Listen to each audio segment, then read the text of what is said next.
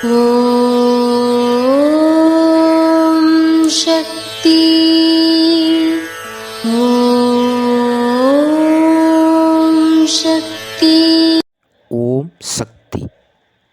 தற்போது அமெரிக்காவில் வசித்து வரும் சென்னையைச் சேர்ந்த அந்த சக்தியின் குடும்பத்தை அம்மா அவர்கள் 1984 மதுரையில் நடந்த வேள்வியில் கலந்து கொள்ள சொல்ல, அதே நாளில் அந்த பெண்ணிற்கு கல்லூரி படிப்பிற்கான தேசிய அளவிலான NTSE தேர்வும் சென்னையில் எழுத வேண்டியிருக்க, அம்மா சொன்னபடிதான் செய்ய வேண்டும் என மதுரையில் வேள்வியில் கலந்து கொண்ட பிறகு அங்குள்ள புகழ்பெற்ற பள்ளியில் விசாரிக்க, ஒரு இடம் மட்டும் காலியாக உள்ளது என்று சொல்லி சென்னை பள்ளிக்கு அனுமதி சீட்டு வழங்கப்பட்ட அவரது மகள், எங்கும் நடக்காத அதிசயமாக மதுரை பள்ளியில் தேர்வு எழுத, அம்மாவின் அருளால் இந்தியாவிலேயே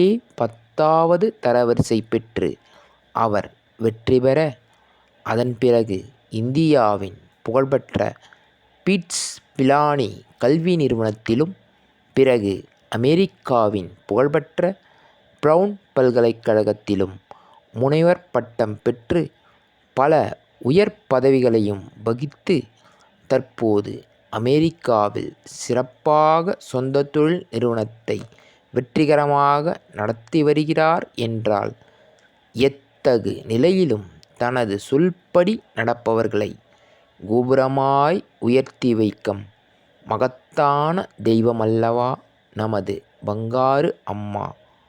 ஓம் சக்தி.